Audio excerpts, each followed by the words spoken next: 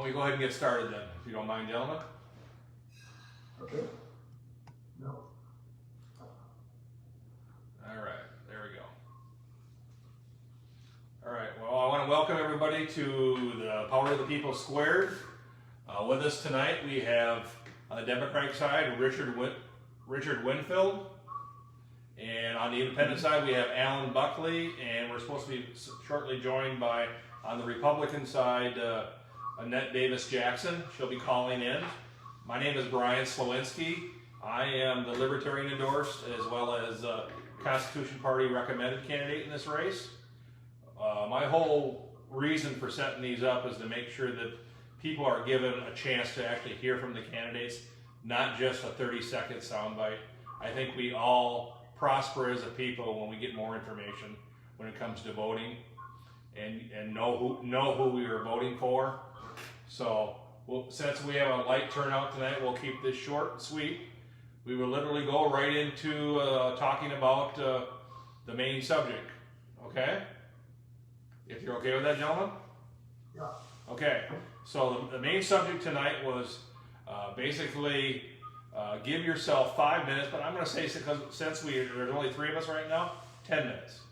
Talk about what you feel on the environment, and then also when it comes to federal jurisdiction, state jurisdiction, local jurisdiction when it comes to laws. So let's go by opposite alphabetical order. Mr. Winfield, you will be first, sir. Go right ahead. Okay, can you hear me? Yes, sir. Can you see me? Yes, sir. Okay. Yeah, my name is Richard D. Winfield. I am a philosopher and union member who is running for the U.S. Senate as a Democrat. I've chosen to take the view that my best chance for transforming the direction of this country is by working within the Democratic Party and trying to transform it as well. And in that respect, I haven't shared the path of some of my fellow candidates who've been coming to these debates, who've taken the path of independents or third parties. And I just feel that within the way in which our very majoritarian two-party system operates, it's extremely difficult to win office as a third-party candidate, and that the possibilities of transformation lie within trying to transform the two parties themselves. And I think all of us are agreed that the current leaderships of both parties are not providing the answers to the problems we're facing. And that includes not only how to deal with the pandemic, but also how to deal with climate change. And although the pandemic has, in a sense, been taking center stage by bringing with it, through the mismanagement of our federal government and state authorities, an economic global depression that has not stopped our global climate crisis from continuing to build. And as hurricane season gathers strength, I think we can see some of the symptoms of the transformation that humanity has inflicted upon itself since the rise of the industrial age, where there has been a steady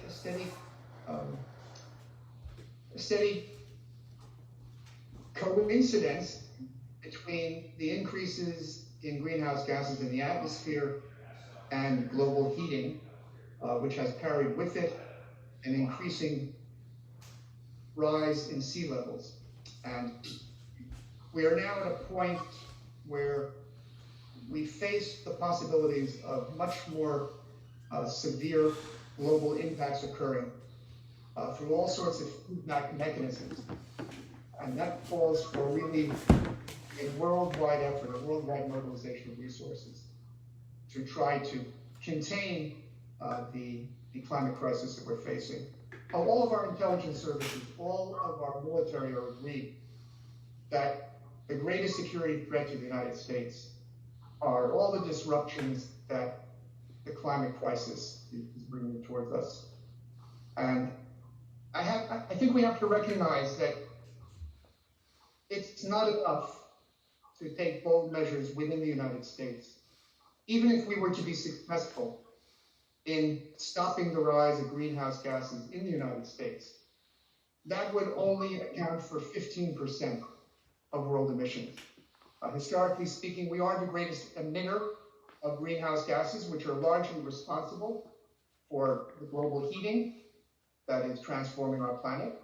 But now China is outstripping us. India will soon be reaching the kind of levels that we have been meeting in terms of emissions. And that makes it all the more apparent that with regard to climate, as with regard to pandemics, as with regard to things such as the threat of nuclear weapons, our own national security is very much intimately bound up with global security.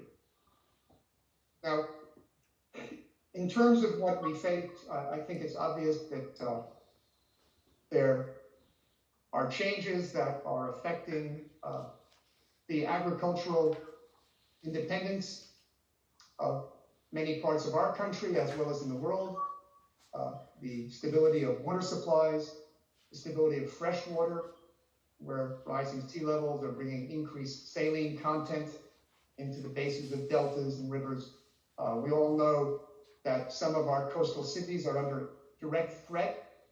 Miami, of course, New York City, Savannah, Charleston, all of these cities, like something on the order of, I believe it's 75% of the major cities of the world are on coastal areas and are within relatively low-lying areas.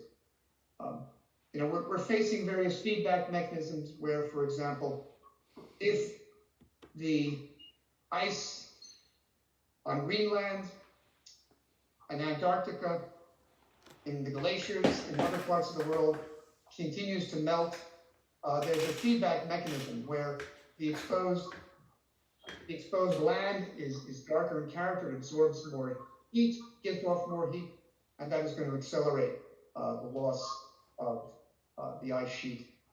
And it's quite possible, some scientists already speculate, that the ice sheet over Greenland is already at a point of no return where it is going to be decimated. And if it entirely melts, and it's not clear how long it will take, that will raise global sea level by 24 feet, with tremendous impact not only on the US coastline, on Florida, on Louisiana, but on major parts of the world with massive amounts of population, such as in Bangladesh, such as in low-lying areas of India, of Indochina, the Mekong Valley, the Red River area in China, and other areas, and of course with increasing desertification. So what do we need to do? Well, we really need to think of having a Green New Deal, which seeks, at least in the United States, to make a transformation by 2030 to an energy industry that does not add any greenhouse gases to the atmosphere. Now, I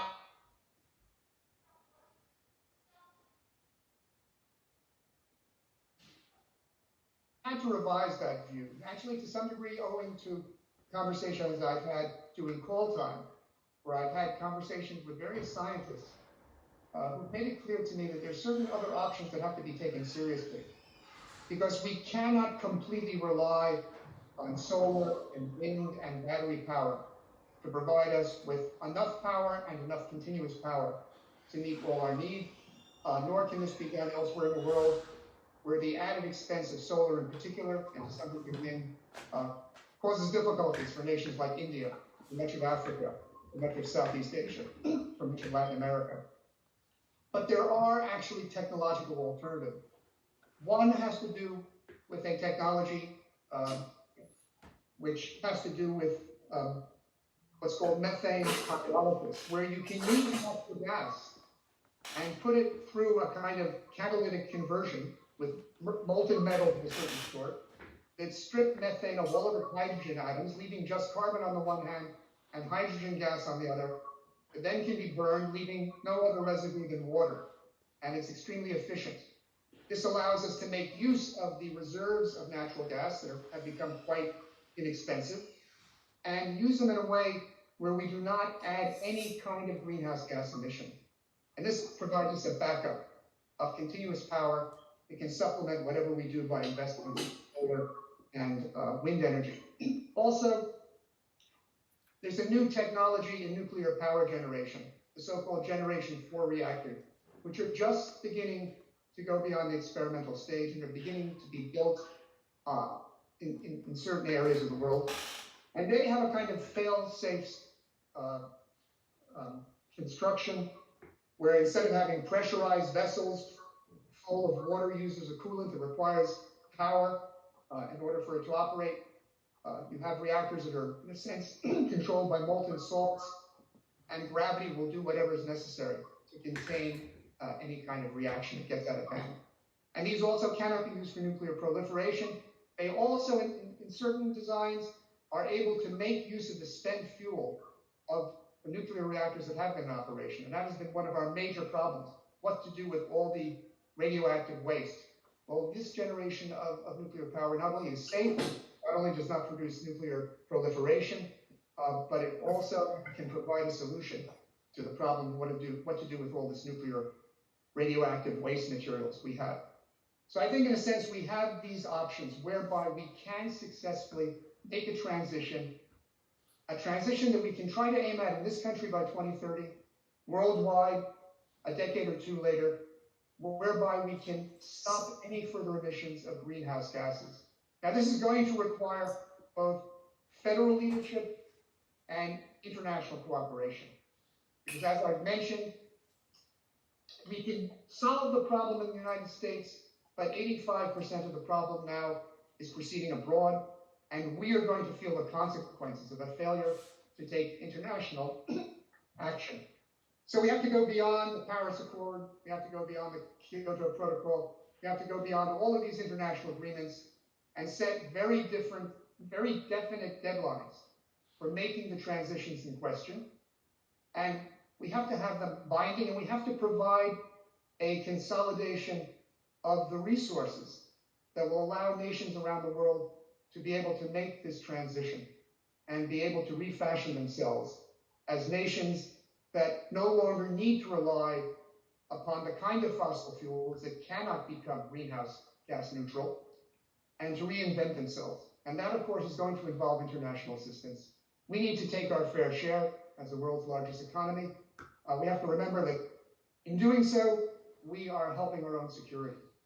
And I think we have to recognize that this requires both legislative action to set deadlines on when greenhouse gas emitting energy production has to come to an end.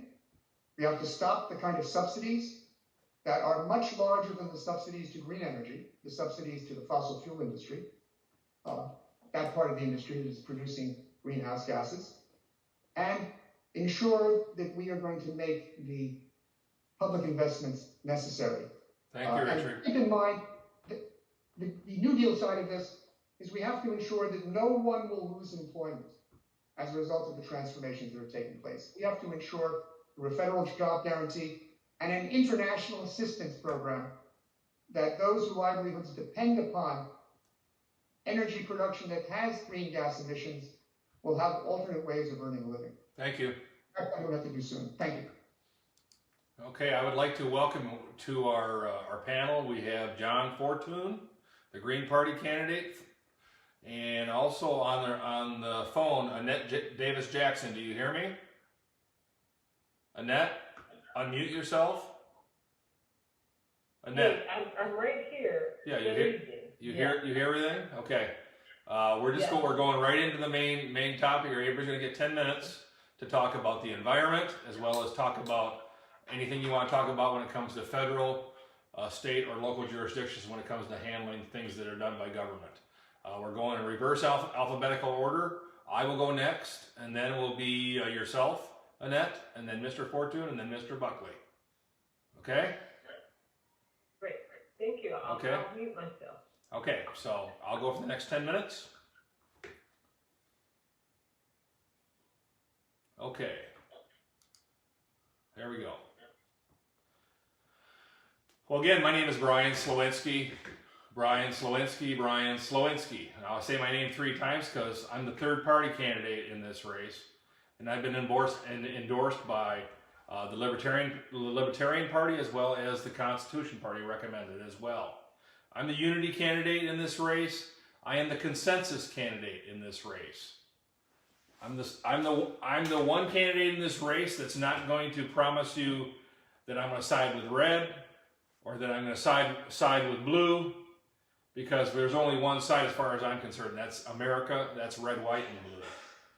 The whole problem in this country right now is we have red fighting blue all the time, and they're not listening to each other. They're not putting the consensus together in order to get the things done. Now, how would I address the environment?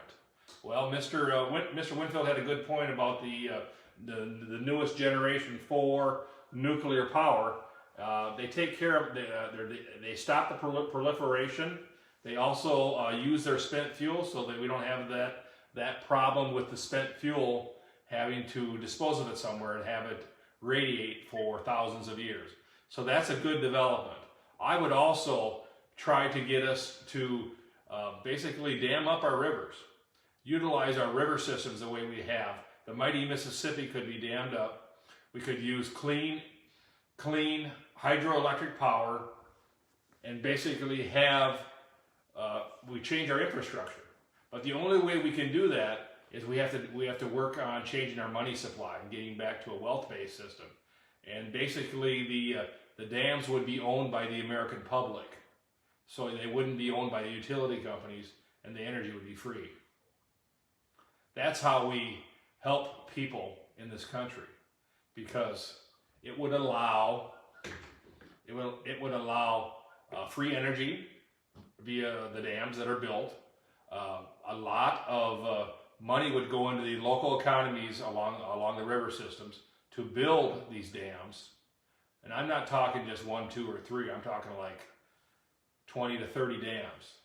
The amount of if you look at our river systems, it could be set up in such a way where it would allow for the churning of water, the electricity to be coming all the time from it.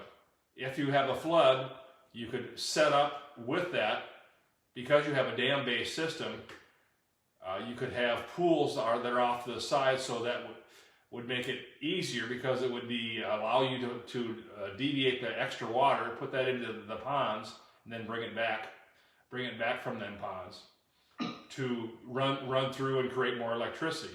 But by doing that, also what you're doing is you're making it easier, so you wouldn't have so much of a flooding problem. That will save anybody in those flood-prone areas as well. So it can be done. It can be done economically. It can help the people, and would help cut the expenses that people have when it comes to power related.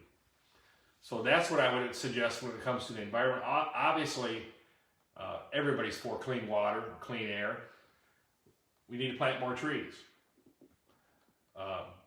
Mr. Winfield was right. When we were only basically 15% of the problem, as someone who has some children we adopted from China, I've been to China 4 different times, and I've seen the greenhouse gases and the coal burning and the plants that they have there, and the amount of soot that is being put into the air.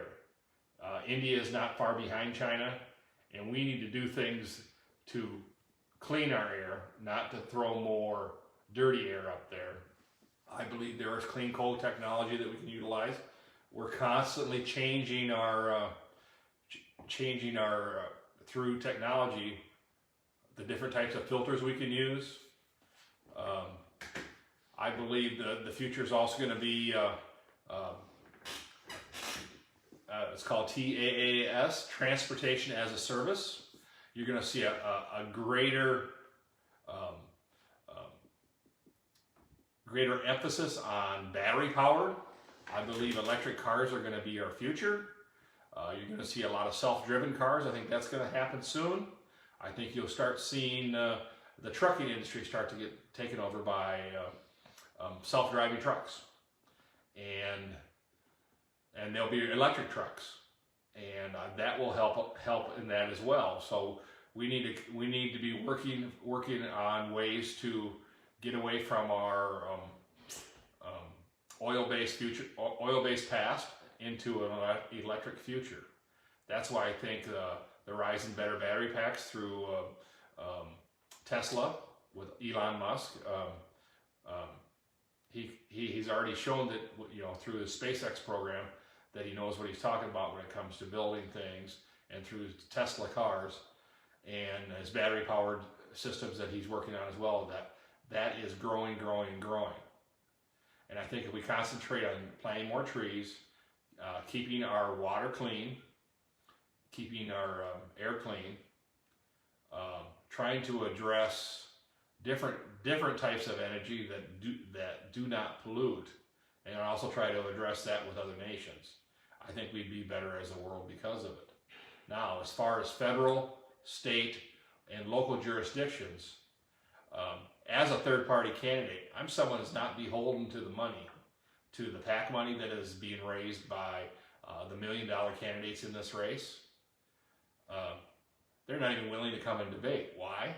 Because they're willing to just basically throw out a 30-second soundbite. They don't want to answer questions, because then they'd have to actually come up with something other than a 30-second soundbite that they've been rehearsing all the time. I think most of the $1 million candidates could not talk beyond 2 minutes on one subject, other than giving general terms. But they could not get specific on what they would actually do, because they're basically trying to be a media candidate. We don't need media candidates right now. We need people who are policy oriented, who will work towards to do what's right for this country. And right now we have the red candidates, the Republicans, and the blue candidates on this side, and they're fighting back and forth. They're not listening to each other. Greatest example right now is you have what's going on with the recent CARES program. Instead, what you have is President Trump, instead, through executive order, refunding that, or funding it through executive order. Now, I disagree with that, but by doing that, he's making the point that the Republicans and Democrats can't get their act together, and that's very true. Instead of putting the money where it's supposed to be for relief, they are actually adding more and more programs that they want to do this and that and this and that, and it doesn't have nothing to do with relief. It has with funding the people that fund them. That's why I don't accept any PAC money. That's why I'm going to go out to the people. That's why we're doing these online things, because I think we need to bring new ideas to the people.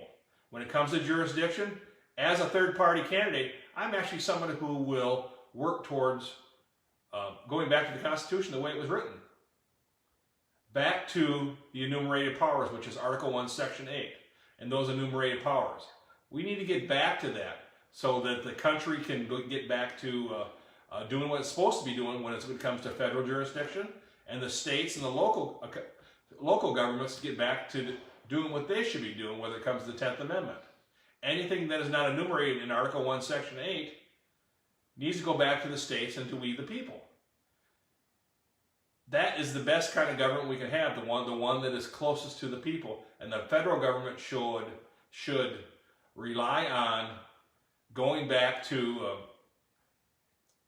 our national security, when it's our defense, when it comes to trade, when it comes to copyrights, etc. You will see coming up that I will have on my website explanations on the enumerated powers as well, and what we need to do to bring us back to some common sense again. And as someone who is not beholden to the red party or the blue party, I can actually go up there as a United States Senator, and I can object to things that I disagree on, that type of thing, and I can literally throw a wrench in it until they actually learn to sit down and communicate and actually do what's best for this country. We throw it as a third-party candidate, as a libertarian, as someone who's been endorsed by the Constitution Party. I can use the Constitution and the ways as a minor party to object to things that I think are objectionable. Like, for example, this unanimous consent. I can object to things, I can have things read, I can slow everything down. We have to stop using America's credit card and keep raising that through continuing resolutions. We have to stop this debt. It's one of the worst things we have that we're going against this country. That's one of the biggest things against our national defense is our debt. And as a third-party candidate, I would do that. Someone who will go up there and actually say no to the red and the blue fighting and say, let's get together and do what's right for this country. Thank you. Next we will have Annette Davis Jackson. You go ahead, Annette. You hear us okay? You unmute yourself. Annette? Annette, can you unmute yourself? Annette? Hello? Go ahead, you have 10 minutes. Oh, I have 10 minutes. Yes. Talk about the environment and federal, state, and local jurisdictions and when it comes to government. You're on. It is so amazing to me when we talk about the environment, right? And what we can do. The whole point of all of this is to look at what has been done, all right? The landmark legislation. The one thing that a United States Senate candidate has to look at as a landmark legislation regarding the environment, right? And we have to look at what has not been enforced. To be honest, in the United States of America, there's a lot of things that have not been enforced regarding the environment. I'm talking about the environment of business, right? The environment of health, the environment of school. See, environment, people just think it's, global and, and global warming and all that. But it's all of our environment in the United States of America, right? It's the environment of our seniors. It's the environment of our municipalities. It's the environment of our counties, right? Because we have a hierarchy. We have national, we have state, we have municipalities, we have neighborhoods and communities, right? What would be the most awesome, should I say utopia, is for all of us to get together. Wait, the United States Senator should be getting and corresponding with the state, with the municipalities, with the counties, with the neighborhoods and communities, and coming up with a blueprint on environment, right? A class environment ruins the whole nature, right? So when you look at a classroom environment, and I don't know how many of you guys have ever, or just recently went into a classroom, right, before COVID, right? Our classrooms are still the same. Whether we know it or not, there were no windows in our classroom, right? So imagine the toxins and everything. Look at the desks, right? The desks are where it doesn't promote good posture within our youth. That's an environment. That's environment. The classroom is still the same that when I was growing up. I'm a 57-year-old woman, and the classroom is still the same. No, we need to update. There are corporations now that people are standing up with portals, and they have to work at a computer through their portals. Why shouldn't our students be doing that the same? That's the environment. So we have to change the environment of everywhere that we walk, even with seniors at home, their environment, working out. So I think we're limited on what we need to do for the environment. When I look at, and I haven't seen it in a long time, but I saw planes and I saw them distributing whatever chemicals they were out of planes, called chemtrails, right? I was quite alarmed about that planes would be instituted whatever chemicals outside of the plane. And then when I look at the environment of COVID-19, I'm like, wait, how does the media project that COVID-19 is all over the U.S. and in international communities? I'm like, no, somebody had to produce droplets. So we have to really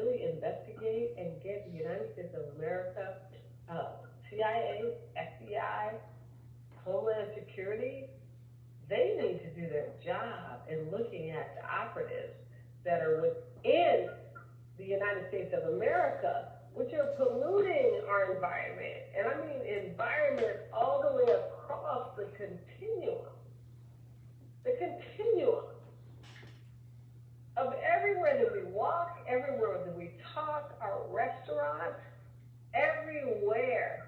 You have hepatitis C in our environment in restaurants, right? Because they don't even test for hepatitis C in our restaurants, right? And so we don't know if they're putting on gloves. But guess what? There's hepatitis C a lot in our restaurants. That's environment too. So as the United States of America becomes whole, and this is what I pray, that we have to look at the wholeness of all of our environment so that we produce a nation in the environment that's whole. Even with driving down the expressways, when COVID hit and the nation was shut down, there was nobody on the expressways emitting anything, any emissions, anything. Guess what? In California, that produced a bluer sky. We have to look at that. We have to look at all things to protect citizens. All right? So let's look at our environment to protect citizens. That's what I have to say. It's just not a one-sided event per scientist or whoever is the environmentalist. No, we have to look at how do we preserve environment, period.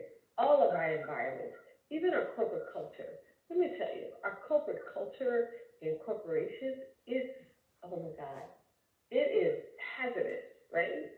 People jockeying for positions, stepping on each other's necks for positions.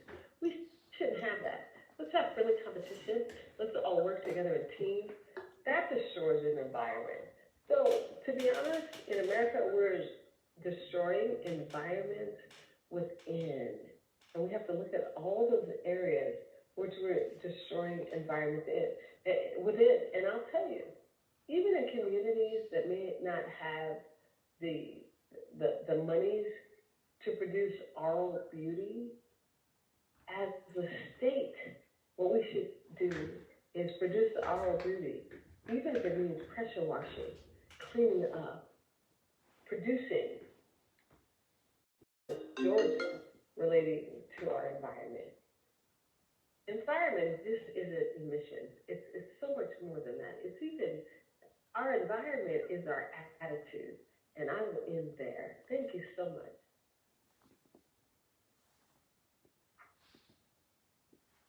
Thank you, Annette. Hang on a minute, I lost our feed. You still there?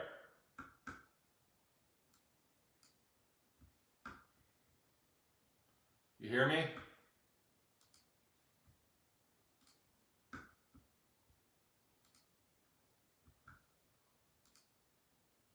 John, you there?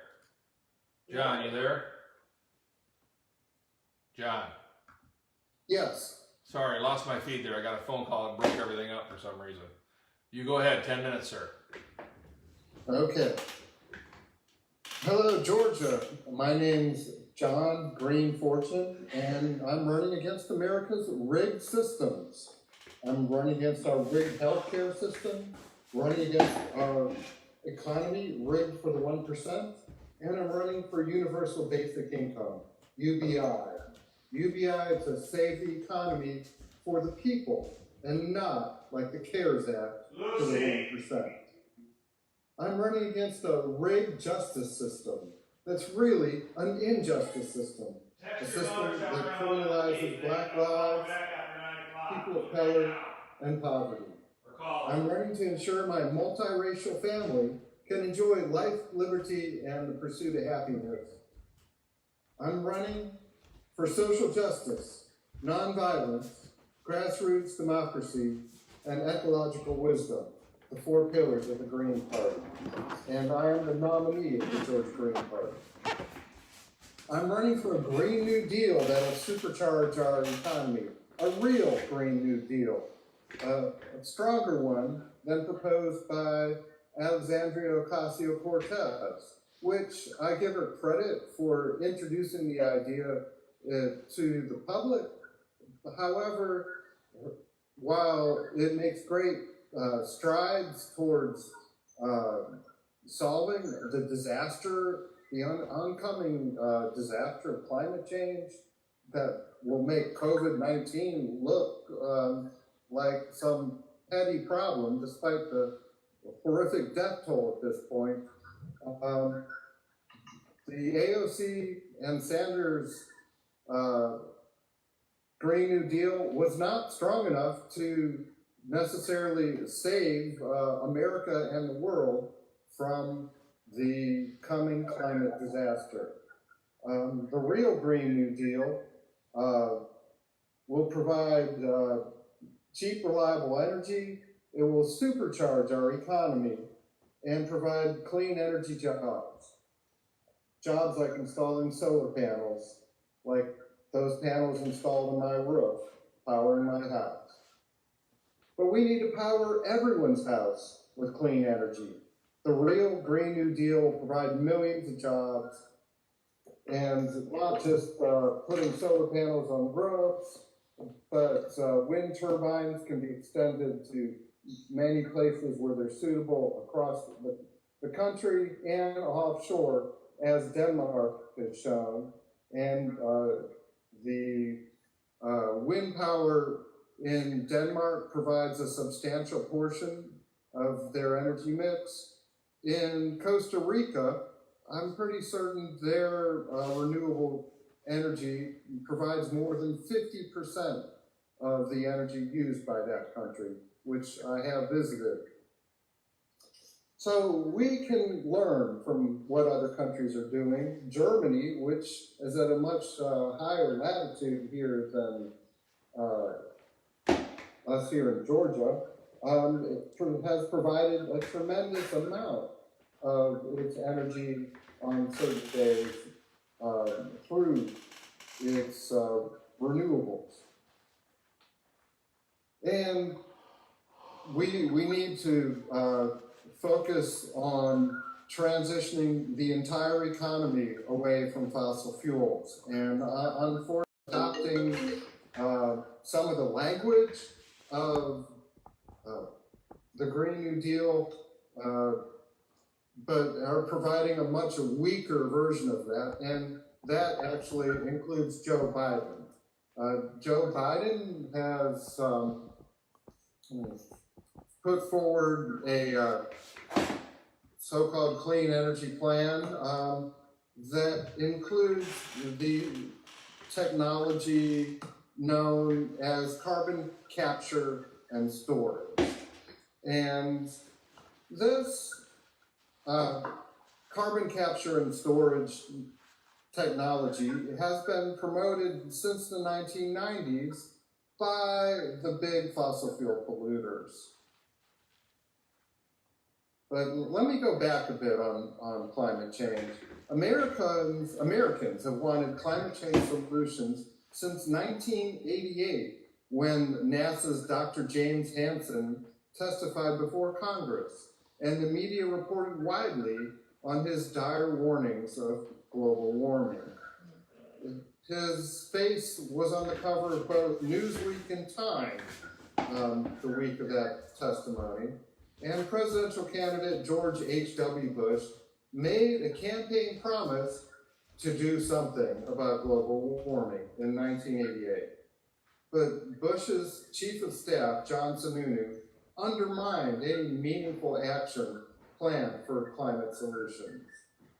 And this presidential subversion of the public's demand for climate solutions continues today after continued inaction and subversion by Bill Clinton, George W. Bush, Barack Obama, and Trump. And if you examine Joe Biden's climate solution from his own website, Biden openly states he will use carbon capture, use, and storage technology, or CCUS. CCUS is a hypothetical technology that will allow fossil fuel plants to continue operating, but have their CO2 emissions piped underground at enormous cost and energy usage.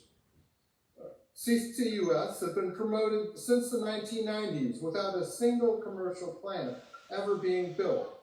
And the rationale for its promotion is that it acts as a theoretical set of movable goalposts that allow polluting fossil fuel energy plants to continue using the atmosphere as their dumping ground. CCUS technology has been considered so expensive and commercially unviable that the fossil fuel industry will continue to delay commercial testing indefinitely, but will continue to promote CCUS deployment as being right around the corner. CCUS provides a loophole for continuing fossil fuel usage wider than an armada of supertankers, a strategy to continue the business as usual energy model, and the CCUS really puts a hole in Biden's climate solution plan and shows it to really be a public relations sham. Now, the Green Party has been promoting climate change solutions since its founding and has promoted the win-win-win solution of the real Green New Deal since our 2020 presidential candidate, Howie Hawkins, promoted the plan in his 2010 campaign for governor of the state of New York. A staffer from Howie Hawkins subsequently informed AOC about the Green New Deal, and that's where AOC got her idea from the Green Party. And that's fine, we just want the full implementation of a proper plan that will save the planet, not only for ourselves, but especially for our kids. Other environmental issues that I want to talk about is that we've heard this canard, this red herring thrown up constantly that we can't go at it first, then the other countries will shoot ahead economically and the United States will lag behind. Well, a group that has been growing for years has promoted a border adjustment for all imported and exported products that would calculate the amount of energy that goes into a product, and if that energy is not certified as being from renewables, that product will have a tariff on it to make American products made with clean energy competitive domestically and foreign, and for our exports. So this is already written up in legislation. I have the bill number somewhere, not at my fingertips.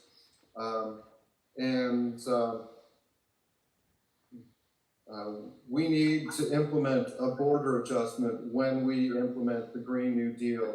And that way, we do not have to lose economically to other countries. And our example will force other countries who want to trade with the U.S.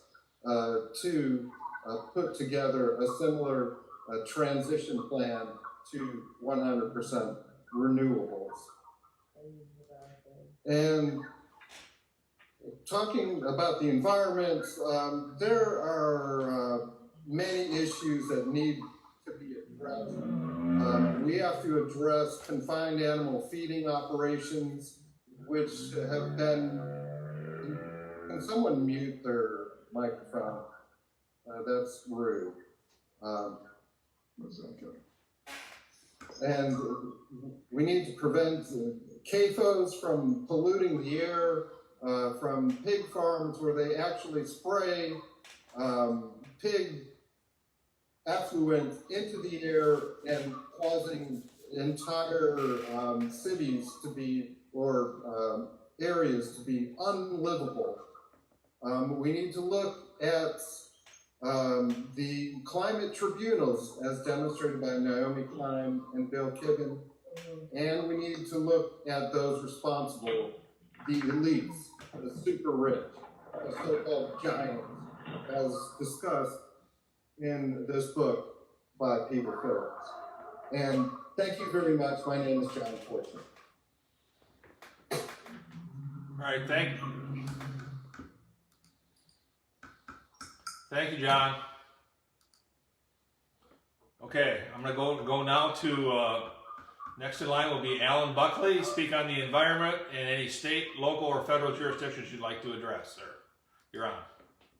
All right, thank you. My campaign is titled the Save Tomorrow campaign. It's about making tomorrow as good as or better than today. What's the main problem? This chart shows where we're headed financially. We're going to have a financial collapse in the next 10 to 15 years unless we have a major change in direction. Now, we're not going to have a major change in direction with any of the headline candidates that regularly get pressed in the HAC because they don't have any positions on these issues. I don't think Raphael Warnock has a position on any issue, period. So we're not going to be able to protect the environment if our government collapses. And all the talk about, what should be handled by the federal government versus state and local governments is going to be academic. And so I don't want to waste anybody's time other than to say, global warming is real, in my opinion. It's, at least partially man-made, in my opinion, based on all the reading I've done. I think it's accelerated greatly in the last 150 years due to man's, due to actions of humans. And I personally love going outdoors, exercising, biking, just looking at the outdoors, playing golf. And part of saving tomorrow, we got to save the environment, and that's hugely important. Now, one of the problems with global warming is it's the slow fuse. It's much slower than the finances that I just showed the chart of. So the minute we'll get serious about global warming is when that first major road near New York City starts to get hit with water. That's when we'll get serious about global warming. Will that be too late? Well, the finances will collapse before then, so it won't matter. We'll have some sort of new government to deal with. And usually when a democracy collapses or a republic, it's followed by dictatorship. So we're talking about very serious stuff. What are some of my ideas to protect the environment? We had a gas tax of 18.4 cents a gallon for decades. It's been frozen. And now we got electric vehicles, we've got natural gas burning vehicles. So one of my positions, and I actually have drafted a bill titled the Environmental Transportation Tax Act, which is on my website. We convert from a fixed 18.4 cent per gallon gas tax to an energy tax that covers the annual federal needs for roads, with the rate varying depending on how dirty the fuel is. The dirtier the fuel, the more tax has to be paid by the end consumer. Gas gets charged like it does now at the pump. Electric charges come from the electric company. Electric companies have varying sources that they use to produce electricity. Generally speaking, the further west you go, the cleaner the electric energy is. It's mainly produced by sun or solar. And I have some articles on my website that explain this. On the other hand, if you go and you look at West Virginia, which gets almost all of its electric power from coal, that's almost equally as dirty as gasoline fuel. So again, the power plant has to know where its sources of energy, what its sources of energy are. And I know they know that. I know Georgia Power knows that. And they pass on the tax based on the relative dirtiness of the fuel. and we have incentive for people to buy vehicles. People who care about the environment will buy cleaner vehicles. The cleaner vehicles will cost less to run because their energy costs are less. And so this is all doable. Another idea I have is that we've got a lot of problems with plastics ending up in the waterways and they're not dissolving.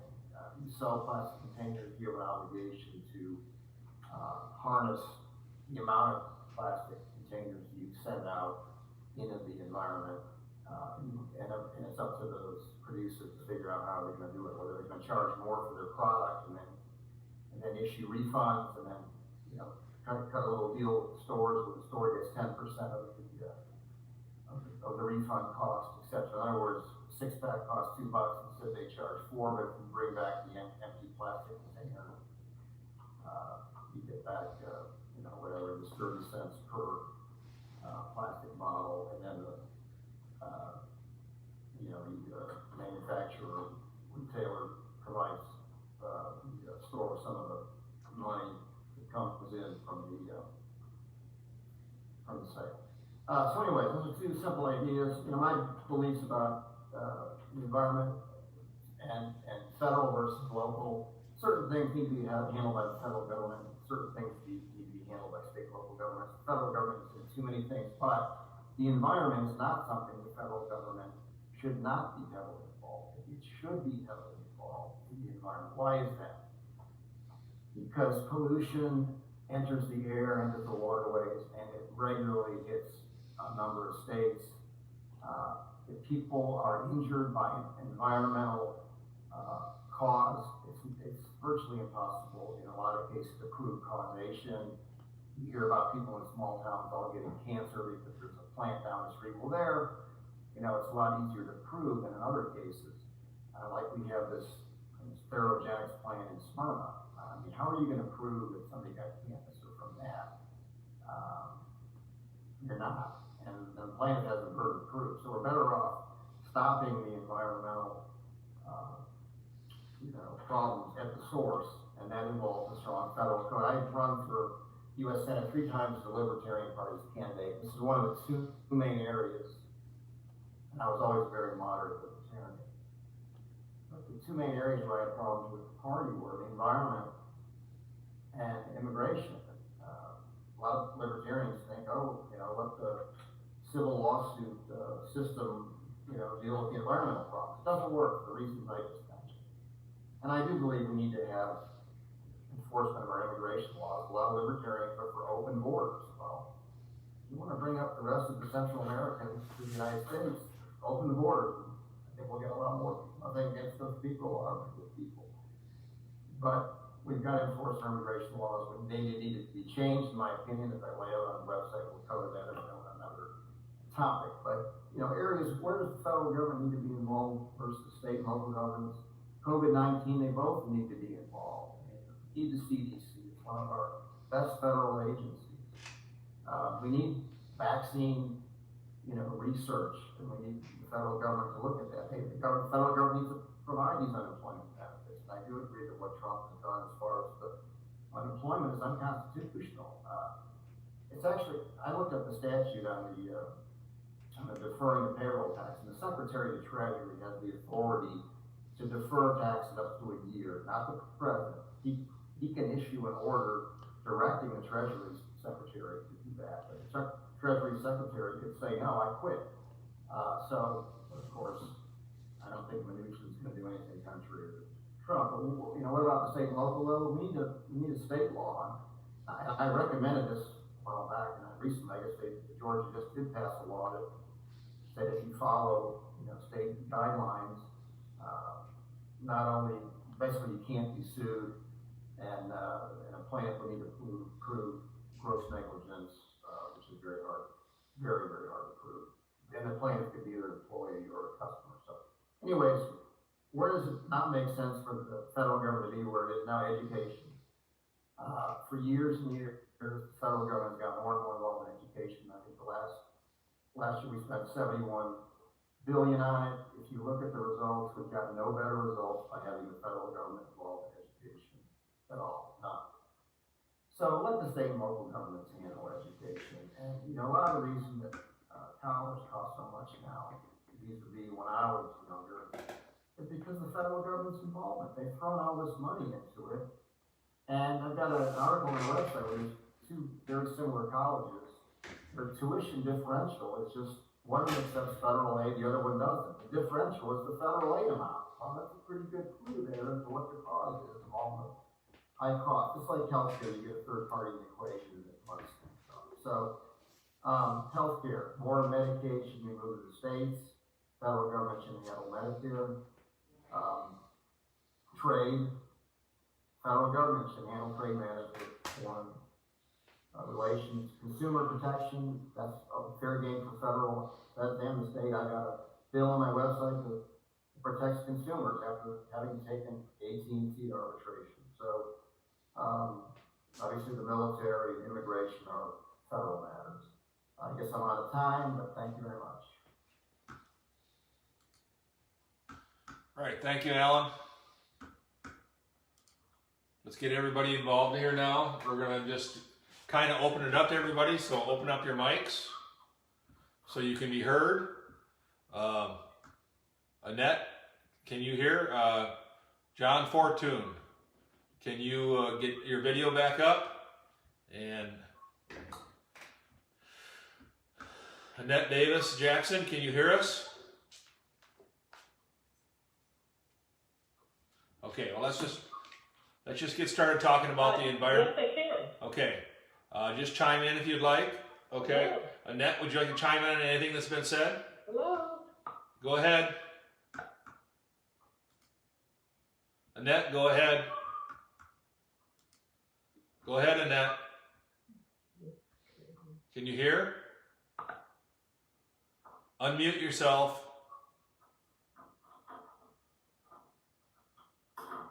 Annette, go ahead.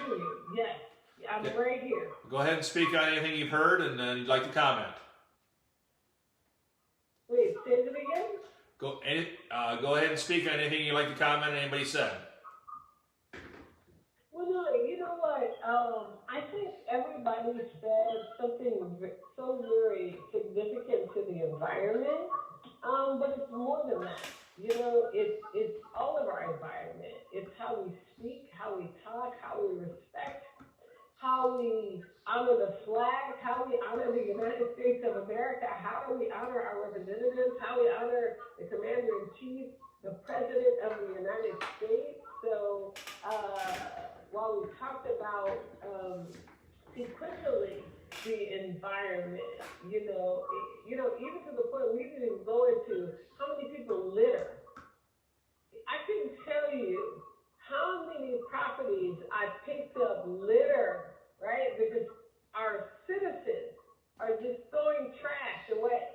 But more importantly, even our community improvement districts, they don't even have trash cans in certain areas, right, to put the waste in. So our environment is so critical to everything that we do. But it's about cleaning up our environment, and a lot of times it takes our citizens. If we the people, in order to form a more perfect union, we have to have a vested stock and ownership of wherever we go. If I see a plastic, water bottle, in where I walk, and it has no water in it, and it's washed, I'm going to pick it up and I'm going to throw it in the trash can. And of course, I'm going to wash my hands afterwards. But we got to get the citizens of the United States of America to take stock in America for our environment.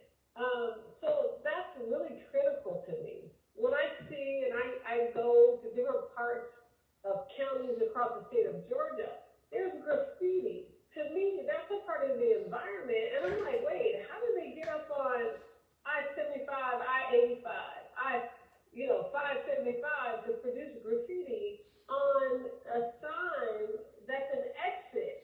To me, that's a part of the environment that disturbs the environment. So I'm I don't know, sometimes I get teary-eyed, to be honest, as running for United States Senate, when I see that we, the people, are not even doing our job, and we expect the representatives who are bought and got their hands in the cookie jar, all right, with special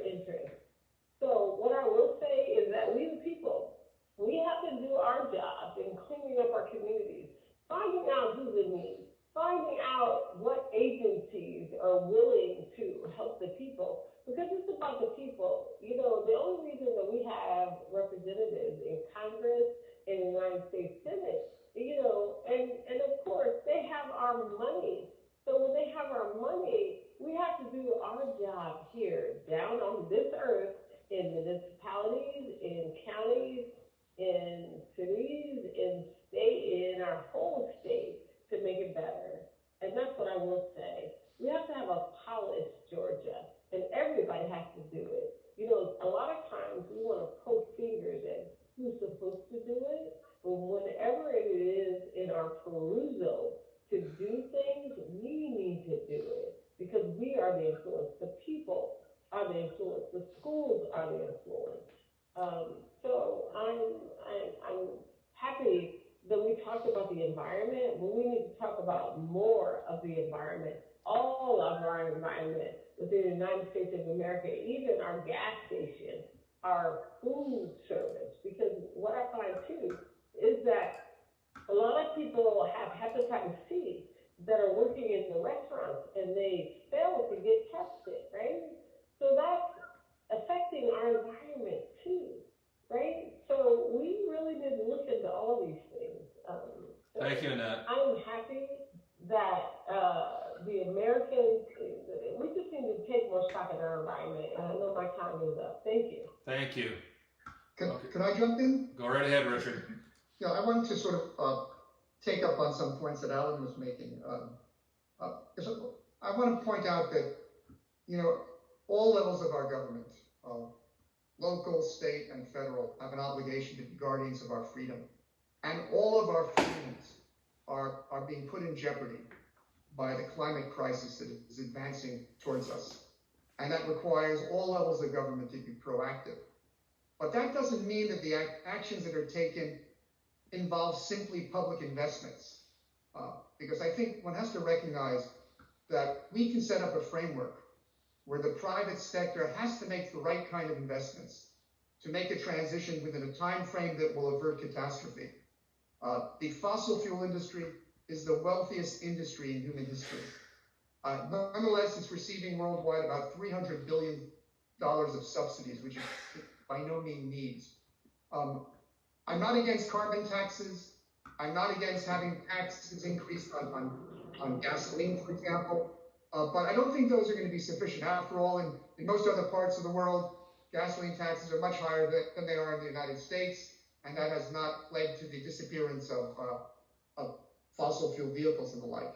But we're in a position where we can set ground rules and deadlines for the fossil fuel industry to reinvent itself. We can, for example, stop fossil fuel exploration. We can stop the construction of new fossil fuel pipelines. We can stop fracking.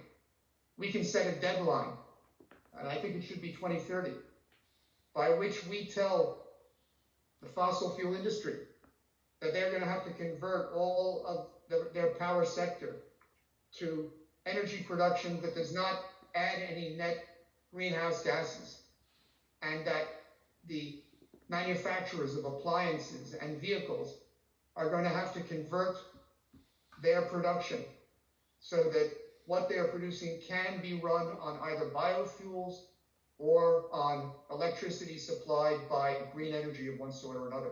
None of this involves technological developments that are not already on the table. I think some of us are old enough to remember how JFK told us that we would get to the moon, and his timeline was within 10 years. And of course, we did it. And that did require certain technological advances.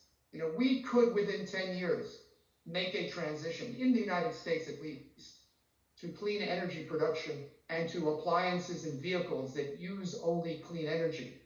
And that includes, by the way, biofuels. We can have airplanes using the same kind of fuel, but it can be derived from biofuels. We can use hydrogen as a fuel. The technology I just spoke of in terms of methane pyrolysis produces hydrogen and leaves carbon completely on the side. And that can be used for fuel cells and all sorts of other kinds of vehicles. So we're in a position where we can set the deadline. The fossil fuel industry is overflowing with capital. It can make the transition, and we can make this a #1 priority, as I think John was indicating with regard to all of our foreign trade agreements.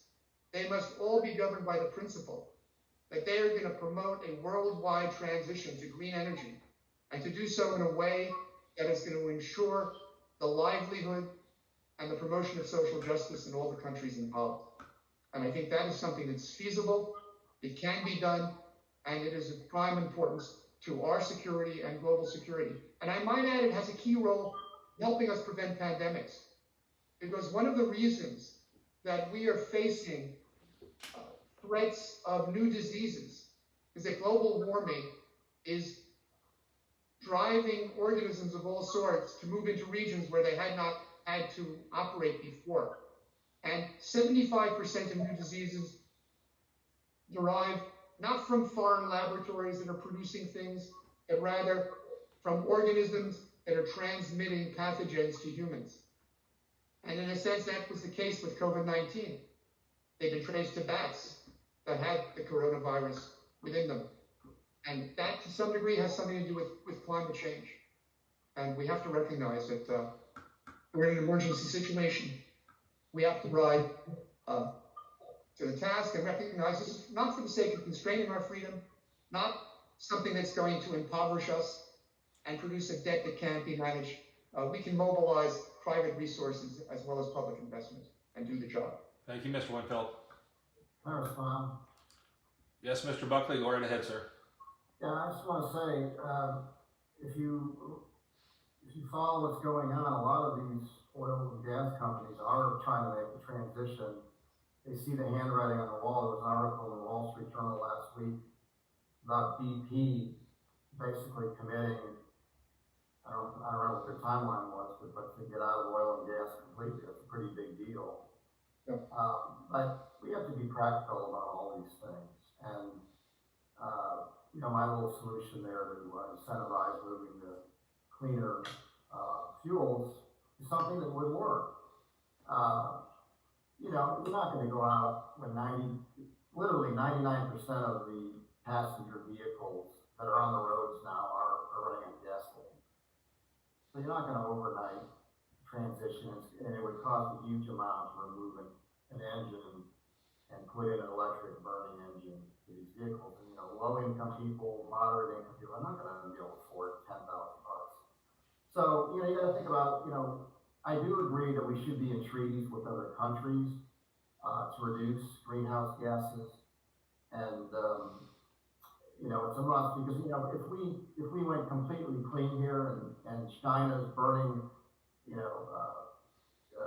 coal left and right and gasoline left and right and diesel fuel, it's not gonna get the job done.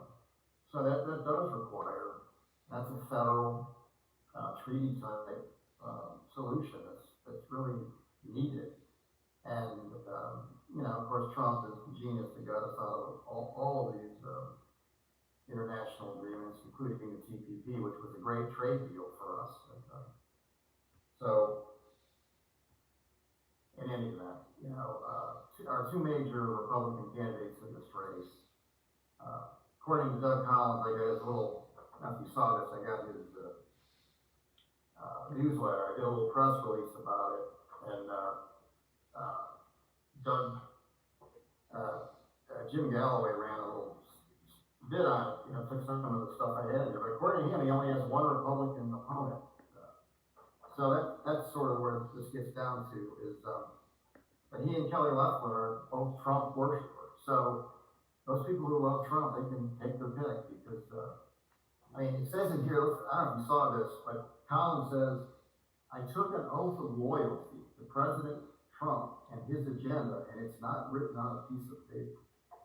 So you can have it. You know what? You want to vote for a Trump loyalist? You can have it. And hopefully a lot of the people in our state, I think most people in our state realize that, Mr. Trump has some good points. He's got just as many negatives. So, anyway, I'll yield the floor. Brian, can I make a very quick response to something Alex said? Sure, go right ahead. It is an important concern that obviously people have already investments in internal combustion vehicles, appliances, and so forth. But I think we can deal with that by using biofuels. And that, of course, can be a boon to agriculture, providing it doesn't cannibalize the agriculture that serves food production. But you're not gonna be able to, an engine that runs on electricity, it's a major change from an engine that runs on gasoline.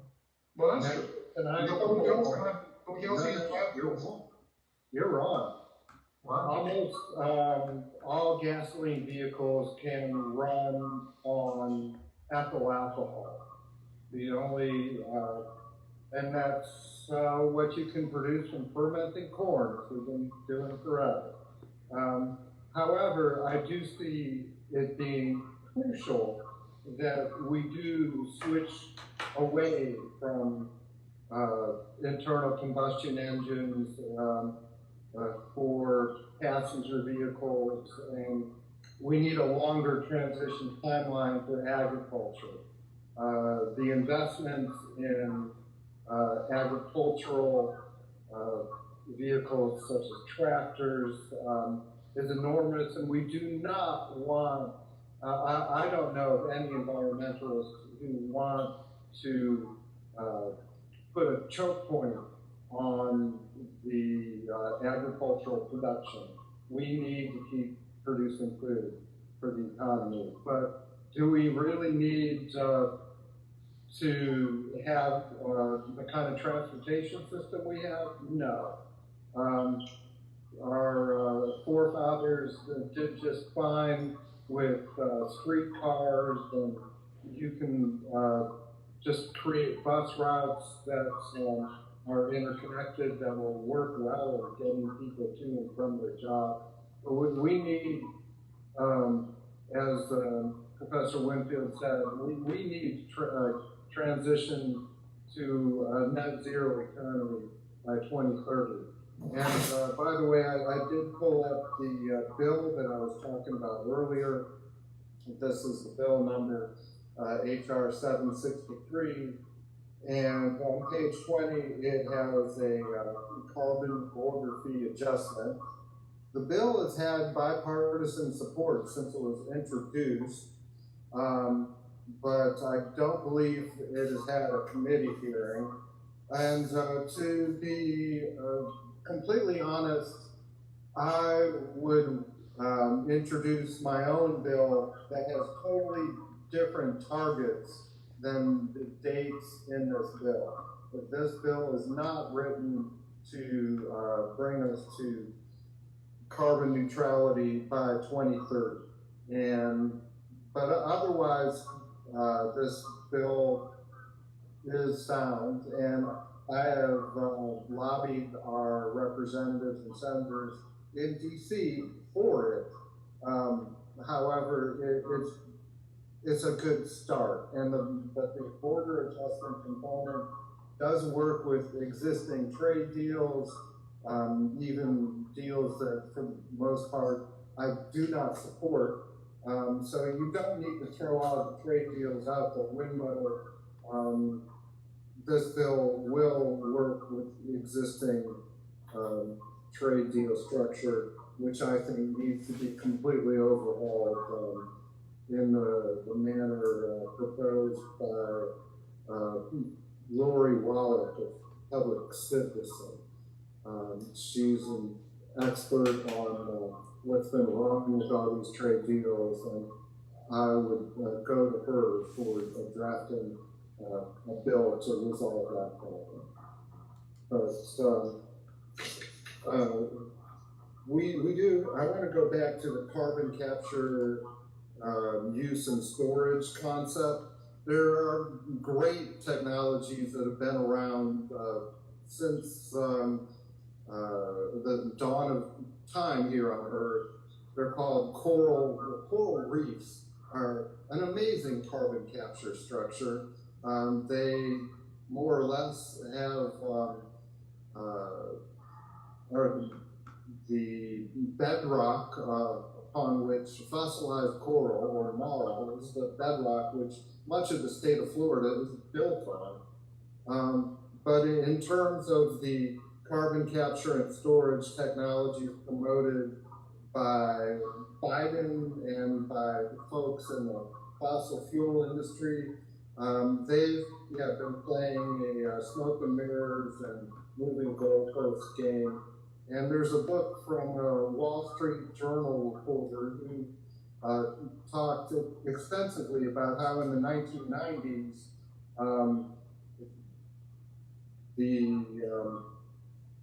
this promotion of carbon capture was promoted by the Duke Energy CEO and the other big energy CEOs who were brought to the table to discuss climate change solutions ended up saying, oh, we can't go the way Mr. So-and-so is from Duke Energy. That's radical. But honestly, he was just playing the environmentalists. And he at one point had plans for a carbon capture coal-fired power plant, and those were never built because once it was built, it would show what a sham carbon capture is from a coal burning power plant. Thank you, John. Thank you. Thank you. Anybody else want to comment on any other environmental based? Anybody? Okay.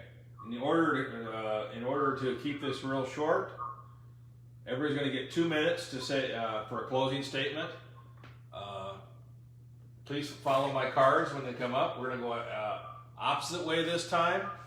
We'll go from alphabetical this way instead of opposite. So Mr. Buckley, 2 minutes, and I will pull up cards. So if you would try to stay to 2 minutes, I'd appreciate it. Mr. Buckley, you go ahead, sir. Talk about what? Just a closing statement for 2 minutes. Oh, closing statement, okay. Yeah, thanks, Brian. Yeah, my campaign is about making the future as good as or better than today. Today isn't great, obviously. But we really need to get serious leaders, people who are very competent and very dedicated to their cause. And what should the cause be? It should be creating a country that can last indefinitely and be a really good place to live. We've got a lot of problems, it's obvious. And, voting for these TV people and hypocrites is not the solution. We need somebody who actually cares about the country, has thought through the issues, and proposes solutions. Now, I firmly believe in a market-based system. I realize that it's got a lot of rough edges that need to be worked out, particularly with the entitlement system. And on my website, I propose solutions to all these major problems. Nothing against any other candidate, including the people in this forum. No one has thought through all these issues like I have. Look at flood3percent.org. It's laid out in depth. And part of the reason for that is I first ran in 2004. And so over the years, I've just thought about conditions. And so I have a solution to the tax problem, the tax system, make it much simpler. I did an article in Tax Notes magazine 3 years ago that lays out all the different options for a better tax system. Our tax system is a disaster. I do a lot of tax work for a living. We need to reform entitlement. I've got a bill on it, the Financial Sanity Act, that, basically transition Social Security and Medicare's retirement ages to 70 and then adjust them every decade based on changing life expectancy. Got a bill on there that converts to an energy tax for fuels, for vehicles, a bill to protect consumers. So, I'm not to brag, but I'm ready to get up there and actually solve the problems. Thank you. All right. Thank you, Alan. Okay, 2 minutes, Mr. Fortune, you're up, sir. Great. I wanted to start out by saying, besides being able to run ethyl alcohol and gasoline powered engines. I personally have owned an old car that I converted from diesel to running biodiesel, and this is actually not necessarily a solution that we can all just switch to biodiesel vehicles because it will eat into the food supply, but I was able to run my car on used French fry oil, and did that for years until I sold the car. But there are many environmental issues that we really need to deal with. I'm glad we got to address some of the biggest ones here. But I personally have met with Audrey Peterman, who is a homeowner in Broward County, near, I think, the Fort Lauderdale area. Her entire neighborhood, the residents had at least one case of cancer in each household because there was a incinerator burning toxins in the middle of the neighborhood. And Audrey is an African American, the neighborhood was African American. We must stop this environmental racism, and we also need to break up our dual mandate agencies. You can't promote agriculture and regulate it at the same time. You can't do that with the airline industry. And once again, my name is John Fortune, and I want you all to remember that Jimmy Carter said, America is an oligarchy with unlimited political bribery. Thank you. Thank you, John.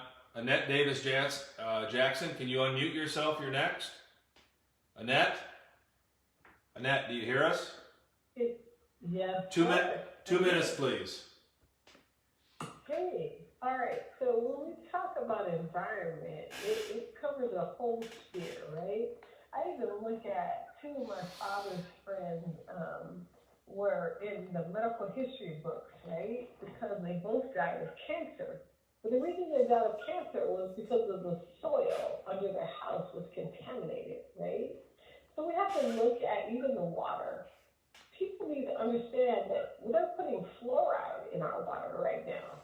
So we have to look at that, and that's why a lot of people are going to alkaline water. So there's a lot of things that we need to look at environmentally for consequences.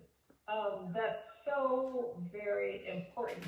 Even living next to a toxic waste facility, living next to a landfill, even the most current time of everybody's phone going dead, right, for a period of time, so that they can put up 5G. The 5G is emitting toxins, right, which is a part of the COVID-19. We have to look at all these things in which there are operatives in the United States of America in the name of, should I say, profit, are polluting and poisoning the citizens.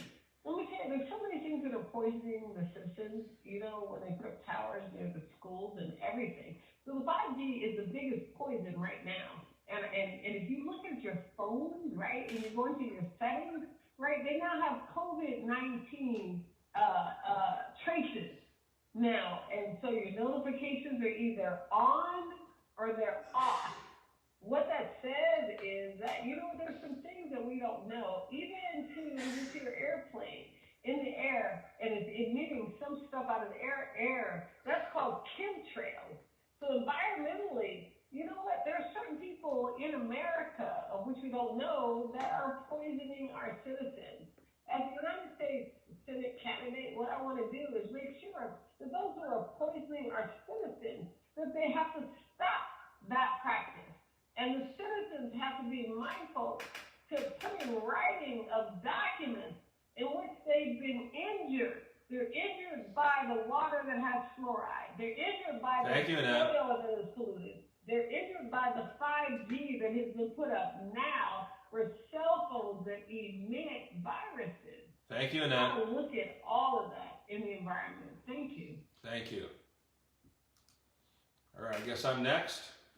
Again, in conclusion, I set up these debates because, again, I want to hear solutions. I don't want to hear a 30-second soundbite.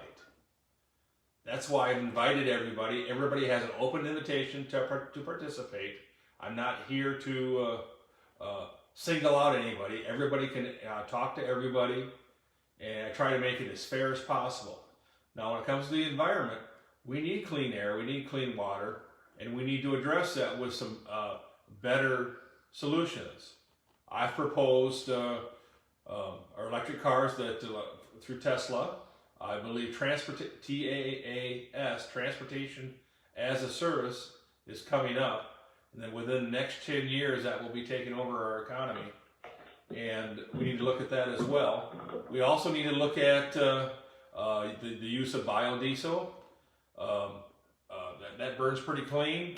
Hemp would be a great way to help our farmers.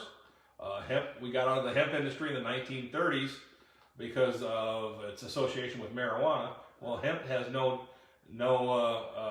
You can't smoke hemp. Okay, you're gonna get no high from that. So, you want to help our farmers, provide other solutions, other things they can make money at.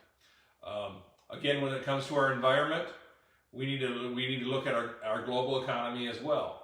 We need to be an example, but we also need to work on ways to bring everyone into making sure that we keep the world clean. That's what I would do.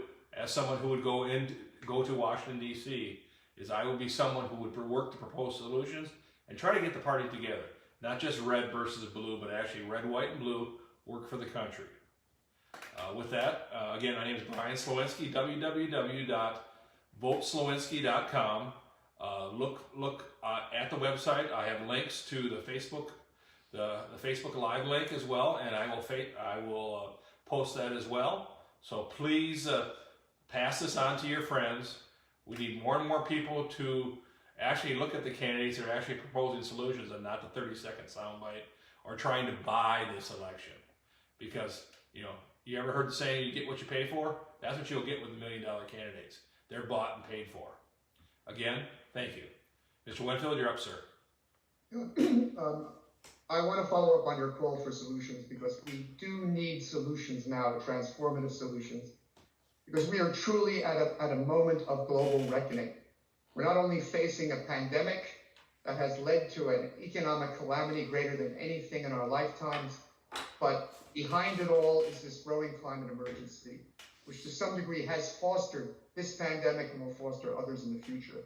Now we have to move aggressively, both domestically and internationally, to make the public and private investments whereby we can make the transition by 2030 in the United States and hopefully a decade later throughout the world towards 100% green energy production and halt the increase in greenhouse gases. But we have to do it in a way which satisfies the other side of a Green New Deal. Namely, we have to ensure that the livelihood of every human being is secured. We have to ensure, both in the United States and elsewhere, that employment is guaranteed to individuals at fair wages, that decent housing is guaranteed to individuals, that access to education at all levels is guaranteed, that we can balance work and family and level the playing field between employer and employee. All these things have to go together with our managing this climate emergency. And we have all the technology we need. It's just a question of political will. We need to bring to Washington those aspiring representatives who are committed to making the transition, to ensuring that we pass laws that require the private sector to stop producing energy, vehicles, and so forth that add to the greenhouse gas emissions. And we have to ensure that our entire infrastructure is reconfigured in a way where we can be energy efficient and live in a world that will be worth living in for generations to come. My name is Richard Dean Winfield. You can see what I stand for on my campaign website, winfieldforsenate.com. You can also hear me on my podcast, America Unchained. Thank you. All right, I want to thank everybody that participated. This is our 5th session. We will have 7 more on many different subjects. Next week, Monday at 7 o'clock, we'll tackle another subject. It won't be a 30-second soundbite, but I want everybody who's out there listening to really think about what you have here. Every time we've had a meeting, we've had a Republican, we've had a Democrat, we've had an independent, we've had a libertarian, a Constitution person, and someone from the Green Party. We're taking all views, and everybody's always invited. We're not here to single out anybody. We're here to learn. We're here to learn from each other and talk solutions. This is candidate-driven, candidate solutions. We're working to learn from each other. Everyone's the master of something, and we need to learn from each other. I want to thank the candidates that participated tonight. I want to thank, in alphabetical order, Mr. Alan Buckley as an independent, Annette Davis Jackson as a Republican, myself, Brian Slowinski, as a Libertarian and Constitutional. Oh, and I forgot John Fortune as a Green Party candidate, and Mr. Richard Winfield as a Democrat. Again, thank you. Tell all your friends, and we'll see you next week. God bless everyone. Thank you. Thank you.